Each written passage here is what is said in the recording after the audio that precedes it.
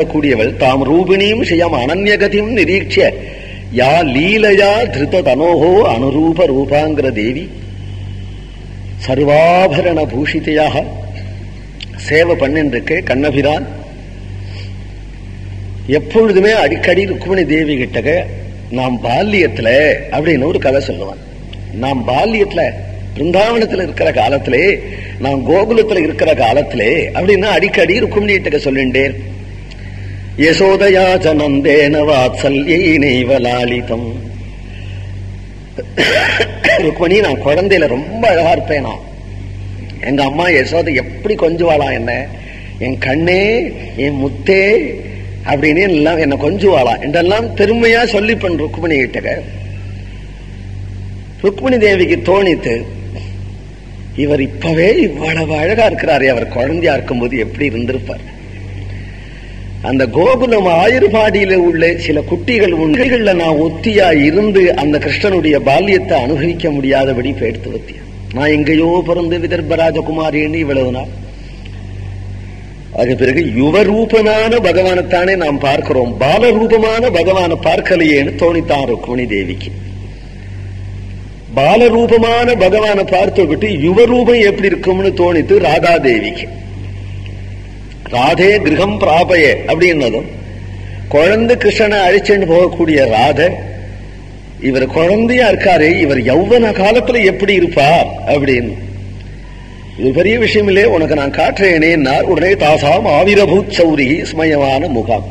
பாலரூபனே ராசக்கிரீடிக்கு ஏத்த யுவரூபத்தை ஆவிர் ஸ்வரூபமா காட்மிச்சான்.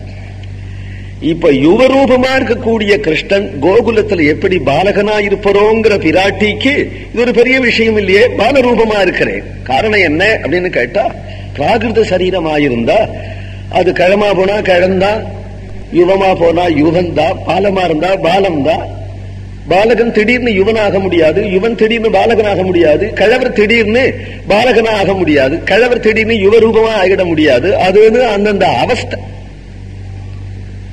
பகவானுடைய ஸ்வரூபம் ஜென்ம கர்மச்சமே திவ்யம் அப்படின்னு அப்ராகிருத திவ்யமங்கல விக்கிரகமா இருக்கிறதுனாலே எந்த பக்தால் எப்படி பார்க்க விரும்புறானோ அவளுக்கு அந்தந்த தரிசனத்தை சங்கல்ப மாத்திரத்தினாலே கொடுக்க வேண்டியதானே.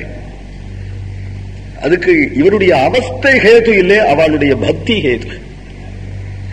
அந்த பக்தி ஹேதுவா இருப்பதனாலே நாயகி ஸ்தானத்துல பக்தி பண்ணக்கூடிய ரெண்டு பேர் ராதே ருக்மிணி. ராதே யுவரூபத்துல பார்க்க ஆசைப்பட்டால் உடனே நவமன்மதனான காட்சி கொடுத்தார். ருக்மிணி பாலரூபத்துல பார்க்க ஆசைப்பட்டால் திடீர்னு பார்த்தா சின்ன குழந்தையாகி நீல பாலனாக குழந்தைய அள்ளி கட்டினாள், கொஞ்சினாள், முத்தாடினாள், நிலா காட்டினாள், மம்மம் ஊட்டினாள்.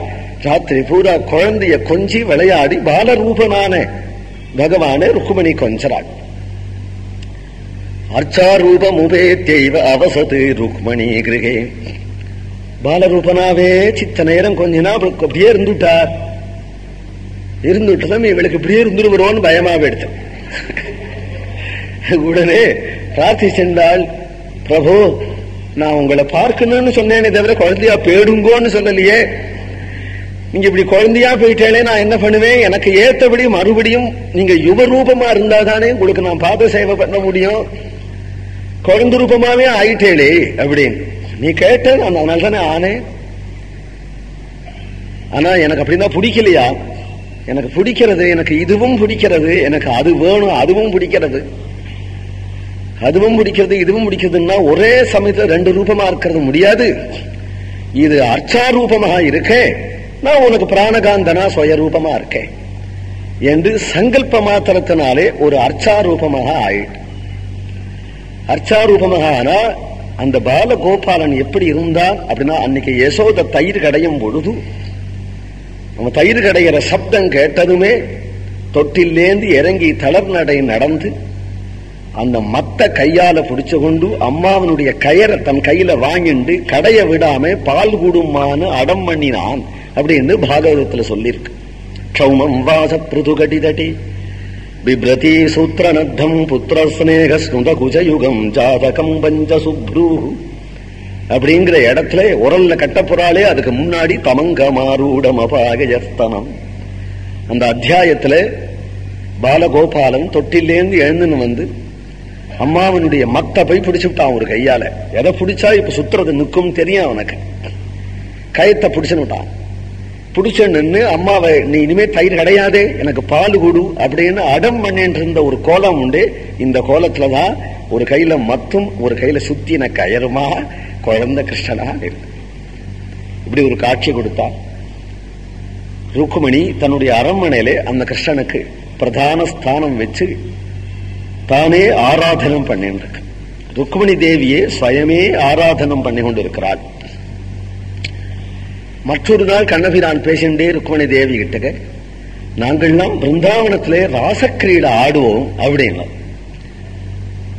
உடனே ருக்குமணி தேவி சொன்னார், ராசக்கிரீடான்னு என்ன? ராசக்கிரீடைனா எனக்கு அங்க நிறைய பக்தைகள் உண்டு, அவள் எல்லாரும் நல்லா பாடுவா, நாட்டியம் ஆடுவா. நான் ஒவ்வொரு கோபிகைக்கு ஒரு கண்ணனாக ஆகி அங்கனா மங்கனா மந்தரே மாதவகான்னு நான் நர்த்தனம் ஆடுவேன். அடாடா நல்லா இருக்கும் போல இருக்கே. ஆமா, என்ன போங்க, நான் திருப்பி திருப்பி கலகமூத்திரையில எனக்கு நான் பிருந்தாவனத்துல இல்லையேன்னு வருத்தமா இருக்கு. நீங்க அந்த ராசக்கிரீடை இங்க பண்ணுமே, உனக்கு இஷ்டமா இருந்தா பண்றேன், ஆனா அது 100க்கு 100 அமையுமா தெரியாது. அதுக்கு கோவர்தனம் வேணும், யமுனை வேணும், பிருந்தாவனம் வேணும். நீங்க அப்படி இல்லைன்னு நினைச்சுக்காதீங்களே. இந்த சமுத்திரத்துல பண்ணுவோமே ராசக்கிரீடை, சொல்லிவிட்டோம் பண்ணாத போயிட்டா அப்புறம் இவ வருத்தப்படுவோம். இதை பண்ணலாம்னு நினைச்சிட்டு இருக்கும் பொழுது ஹரிவம்சத்துல, மகாபாரதம் ஹரிவம்சத்திலேயே இந்த கதை சொல்லியிருக்கு.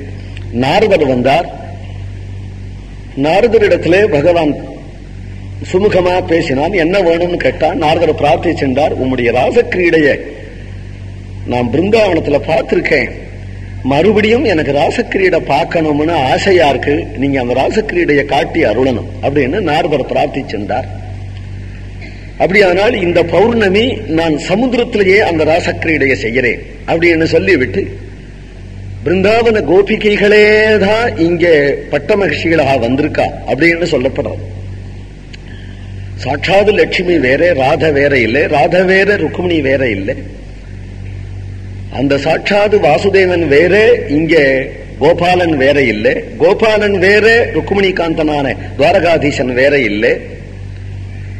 அதனாலே இப்பொழுது அந்த தேவிகள், இந்த தேவிகளையே வைத்துக் கொண்டு பகவான் ராசக்கிரீடைய தொடங்கினான். ராசக்கிரீடாம் சமாரேவே ருக்மிண்யா சகமாதவகாம் சத்யபாமாதிபி சாகம் சகீபிஹி பீஷ்மனம் திவி உபதஸ்தே ஜகநாதம் கந்தர்ப்பஜனகம் பிரபும் ஷோடசஸ்திரீ சகஸ்திரேசா குர்வன்னே ராசமகோத்சவம். 16,108 தேவிகள் இருக்கா. விசாலமான சமுத்திரம். இவ்வளவு பேர்களும் களப சந்தனங்கள் குங்குமங்கள் மார்பல சாத்தி கொண்டு கும்மி கோலாட்டம் போட்டு ராசக்கிரீடை பண்ணி சமுத்திரத்துல ஜலக்கிரீடை பண்ண பகவான் ஸ்ரீகிருஷ்ணன் உள்பட 16,108 தேவிகள், 16,108 கிருஷ்ணன். அவ்வளவு பேருடைய சந்தனம், இவ்வளவு சந்தனம் சமுத்திரத்துல கரைஞ்சு அது ஒரு சந்தன மலையா ஆயிடுது. சந்தனம் அப்படியே கிடக்கு. சந்தனம் சீக்கிரம் கரையாது, ரொம்ப நைசா இருக்கிறதுனால. ராசக்கிரீடம் முடிஞ்சு பகவான் தன் தேவிகளோடு கூட அரண்மனைக்கு போயிட்டான். இந்த சந்தன மலையோ அப்படியே இருந்துருக்கு, அந்த சமுத்திரத்திலேயே இருந்துருக்கு, கரையாம அப்படியே இருந்துருக்கு. அதுக்கு பிறகு பகவானுடைய பல துவாரகா லீலைகள், எல்லா துவாரகா லீலைகளையும் முடிஞ்சு கடைசியில ஹஸ்தினாபுரத்துல பஞ்சபாண்டவாளுக்கு பகவான் அனுகிரகம் என்ற லீலைகள் எல்லாம் முடிஞ்சு, குருக்ஷேத்திர மகா யுத்தம் முடிஞ்சு, பிராமண சாபம் அப்படிங்கிற வியாஜத்துல பகவான் அந்தர்தானம் ஆறான். யாதவர்கள்லாம் பரஸ்பரம் அடிச்சென்று பிரபாச கஷேத்திரத்திலே மதுபான மயக்கத்திலே போயிட்டார்கள். எல்லாம் அவனுடைய மாயதானே, சம்பவாமி ஆத்ம மாயா. ஒரு ஆசிரியர் என்னன்னா, சப அறிவாரம் பூரா எங்கேந்தோ அழிச்சென்று வந்து சாட்சாது வைகுண்டத்தையே இங்கே துவாரகையாக கொஞ்ச நாள் தெரிகிறாப்பல பண்ணி நகரம் உள்பட மாய, நகரம் உள்பட என ஒரே நாள் விஸ்வகர்மாவை கூட்டு நகரத்தை சிருஷ்டி பண்ணு. ஒரே நாள்ல மதுராபுரி உள்ளவராலே அங்க சேர் அகடன கடன தானே கிருஷ்ணாவதாரம் பூரா. ஒரே நாள்ல துவாரகா நிர்மாணம். துவாரகை இருக்கிறது தெரியறது, துவாரகையில எல்லாரும் வசிச்சுன்னு இருக்கா, பார்க்கிறதுக்கு துவாரகையில வாசமே இருக்கு, இருந்துருக்கா. என்னன்னா வைகுண்டத்தினுடைய அம்சமாக துவாரகை, கோலோக தாமத்தினுடைய அம்சமாக பிருந்தாவனம், வைகுண்ட தாமத்தினுடைய அம்சமாக துவாரகை. துவாரகா பட்டணத்தை காண்பிச்சிருக்கிறான். ஆச்சு லீல முடிய போறது நாள். அங்க இருக்கிறவள் அவ்வளவு யாதவர்களும், 5 லட்சம் குடிகள், அவ்வளவு யாதவர்களும் தெய்வாம்சம், எல்லா தேவர்களும். சம்பவந்து சுரஸ்திரியா சம்பவந்து சுரர்ஷயா என்று தேவர்களே லோகத்துல போய் பிறங்கள்னு பகவான் ஆஜ்ஞாபனன் பிரம்மதேவன் ஆஜ்ய பண்ணினான்கிறார். எல்லாம் தேவர்கள், அங்க இருக்கிற ஸ்திரீகள்லாம் தேவதா ஸ்திரீகள். இத்தனை பேரையும் ஸ்வஸ்தானத்துக்கு அனுப்பிச்சு விட்டு தான் வைகுண்டம் போகணும்னு நினைக்க. அதுக்கு ஒரு வியாஜம் பிராமண சாபம், முசலம் குலநாசனம்.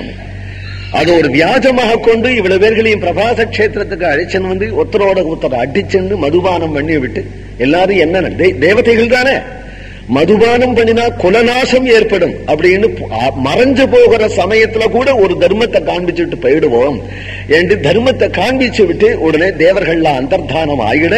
இனிமே பகவானும் வைகுண்டத்துக்கு போக போறதுனால துவாரக தேவையில்லை அப்படிங்கறதுனால சசங்கல்பத்தினால சிருஷ்டி பண்ணின துவாரகையும் அழிஞ்சு போகும்படி சங்கல்பிச்சு சமுத்திரம் அப்படியே பொங்கிட்டு துவாரகையை மறைச்சு விடுத்து வர்ஜயித்வா மகாராஜ ஸ்ரீமத் பகவதாலயம்.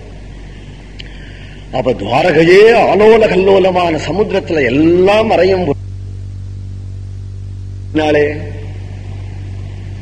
அந்த மத்தும் கையுமான இருக்கிற பாலகோபாலன் அப்படியே அரண்மனையே ஆடி சமுத்திரம் முழுங்கி எல்லாம் விழும்பொழுது அந்த கோபாலன் ஜல்லு இந்த கோபி சந்தனம், கோபி பாவத்திலே தேவிகள்லாம் ராச நாட்டியம் ஆடி அதுல உள்ள சந்தனம் அப்படியே இருந்ததா, அதுல போய் சரண இறங்கி விட்டாங்க. அதுக்குள்ள இருக்கிறார். நாளடைவில் சமுத்திரம் தள்ளி போயிடுது. சமுத்திரம் தள்ளின பிறகு கோபி சந்தனை கட்டி அப்படியே காஞ்சு போயிடுது. இன்னைக்கும் அந்த இடத்துக்கு கோபி தாலாப்புன்னு பேரு. துவாரகையில அந்த இடத்துக்கு கோபி சந்தன பாபக்னே விஷ்ணுதேக சமுத்பவ சக்கராங்கித நமஸ்துபியம் தாரணான் முக்திதோபவே அப்படின்னு கோபி சந்தனத்தினுடைய தியானம் வாசுதேவ உபனிஷத்துல. அந்த கோபி சந்தனத்தினுடைய பெருமையை சொல்லும் பொழுது அதுல சக்கராங்கிதேன்னு வருது, சக்கராங்கிதேன்னு வருது. கோபி தாலாப்பு கோபி சந்தன உற்பத்தி ஆகிறதனுடைய கரையில இன்னைக்கும் பகவான் கிருஷ்ணனுக்கு ஒரு கோவில் இருக்கு. அந்த கோவில்ல பகவான் சக்கரபாணியா இருக்கிறார். கோபி சந்தனத்துல முத்திரை போட்டு கொடுக்கிறார். அந்த கிராமம் பூரா கோபி சந்தனம். சின்ன குழந்தைகள் கொண்டு கோபி சந்தனம் பஸ்ல போற வாழ்க்கெல்லாம் கோபி சந்தனம் விற்கும். கிராமத்து ஜனங்கள்லாம் கோபி சந்தனத்தாலேயே ஜீவனம். எடுக்க எடுக்க எடுக்க எடுக்க இவோ நம்ம பாரத தேசம் பூரா கோபி இட்டுக்கிறவாளுக்கு அங்கேயும் தானே கோபி சந்தனம் வருது. அந்த குளத்திலேருந்து தான் கோபி சந்தனம் மூட்டை மூட்டையா கஜைக்கோ அல்லது உடுப்பிக்கோ எங்கேனாலும் அங்கேயும் தான் வருது. அங்கேருந்து வரக்கூடிய சந்தனத்தை தான் நாம இட்டுக்கிறோம், ஊர்த பண்றோம். எடுக்க எடுக்க குறையாம இன்னைக்கும் வந்துட்டு இருக்கு. ஒரு சந்தர்ப்பம் நான் கோபி சந்தனம் வாங்கினேன். இந்த வாங்கி ஊருக்கு கொண்டு வந்து போயிட்டோம். ஒரு சத்தாளு ஒரு பக்தருக்கு உடைச்சு கொடுக்கணுங்கிறதுக்காக இப்படி உடைச்ச. இப்படி உடைச்சதும் உள்ள சக்கரம் இருக்கு, சால கிராமம் மாதிரி. சால கிராமத்துல சக்கரம் இருக்கு இல்லையா, அது போல உள்ள சக்கரம் இருக்கு. வெளியில சக்கரம் இருந்ததுன்னா இதுல ஒரு ஆச்சரியம் இல்லையே, ஏதாவது ஒரு பூச்சி போயிருக்குங்கிறது. சால கிராமத்துல எப்படி சக்கர முத்திரை விழறதோ அதுபோல கோபி சந்திர சக்கர முத்திரை விழுந்ததோ. ஆனா சக்கராங்கித நமஸ்துபியம்னு மந்திரம் இருக்கு. பிரத்யட்சமான சக்கரத்தை பார்த்து இப்ப குழைச்சு விட்டுனுட்டோமானா அப்புறம் அது போயிடுவேன். உடனே அதை நான் பூஜையில வச்சுட்டு இருக்கேன்.